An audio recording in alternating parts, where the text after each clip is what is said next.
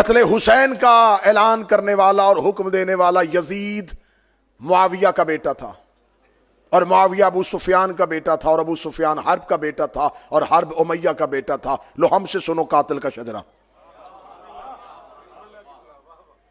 جسے اس نے کربلا میں سپہ سالار بنا کے بھیجا تھا، اس کا نام عمر ابن سعد تھا، اور وہ سعد بن ابی وقاص صحابی کا بیٹا تھا۔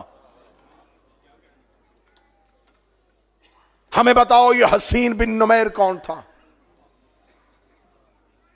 ہمیں بتاؤ شمر ذل جوشن کا تعلق کس کے ساتھ تھا؟ ہمیں بتاؤ کہ اشس سردار اشس بن قیس کس کا خونی رشتہ دار تھا؟ تو قاتلان حسین کا تو شجرہ کھلا ہوا ہے۔ صرف یزید کے سر پہ قتل حسین کا جرم نہیں تھا، صرف اولاد رسول کے ساتھ ظلم کا جرم اس کے سر پہ نہیں۔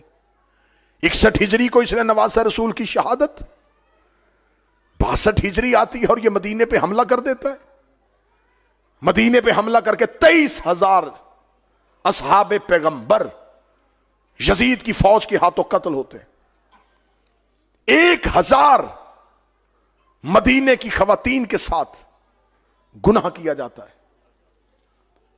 اسی اگلے سال 63 ہجری میں جتنی اہل سنت تاریخ ہے ساری کی ساری رقم کر رہی ہیں، 1,000 وہ بچہ مدینے میں پیدا ہوا جو یزید کی فوج کے گناہ کا نتیجہ تھا۔ مسجد نبوی میں گھوڑے باندھے گئے، مسجد نبوی کے اندر اصحاب پیغمبر کی لاشیں سڑتی رہیں، خانہ کعبہ کے غلاف کو آگ لگائی گئی۔ یہ سب کچھ کیا شام میں بیٹھا ہوا ایک شخص کر رہا تھا؟ چلو وہ تو شام میں بیٹھ کے حکم دے رہا تھا، کتنا بڑا کلیجہ چاہیے مسلمان ہو کے کعبے کے غلاف کو آگ لگانے کے لیے،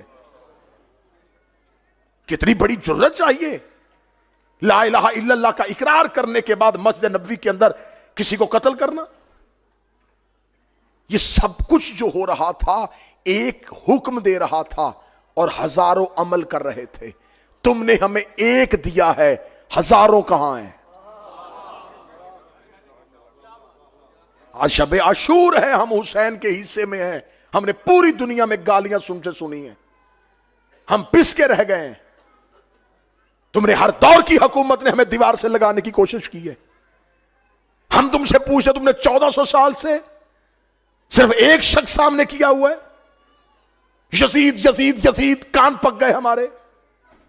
بتاؤ اس کے حکم پہ عمل کرنے والے وہ ہزاروں کون ہیں؟ ان ہزاروں کے نام تاریخوں میں کیوں نہیں آ رہے؟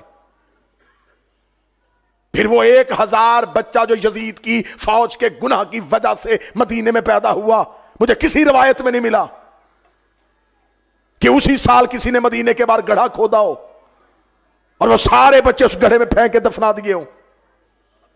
ہاں سب نے لکھا کہ ہاں ایسا ہوا تھا، 1,000 بچہ پیدا ہوا تھا۔ اس کا مطلب وہ 1,000 بچہ پیدا ہوا ہوگا تو وہ بڑا بھی ہوا ہوگا، بڑے ہوئے ہوں گے تو جوان بھی ہوئے ہوں گے، جوان ہوئے ہوں گے تو شادیاں بھی ہوئی ہوں گی، شادیاں ہوئی ہوں گی تو پھر ان کے بھی بچے پیدا ہوئے ہوں گے، ان کے بچے پیدا ہوئے تو وہ بھی جوان ہوئے ہوں گے، وہ جوان ہوئے تو ان کی شادیاں بھی ہوئی ہوں گی، ان کی شادیاں ہوئی تو ان کے بچے بھی پیدا ہوئے۔ تو اس کا مطلب ہے کہ نسل 1,000 سے چلی تھی، لاکھوں میں پہنچ گئی ہوگی۔ تو اب اگر کوئی لاکھوں میں سے ایک یزید کو باپ کہہ دے تو ہمیں فکر ہی کوئی نہیں ہے۔ جو جب جہاں یزید کا دفاع کرے گا ہمیں فوراً پتہ چل جائے گا کہ یہ خون کی کشش ہے۔ جو محبت آل محمد پہ غالب آ رہی ہے۔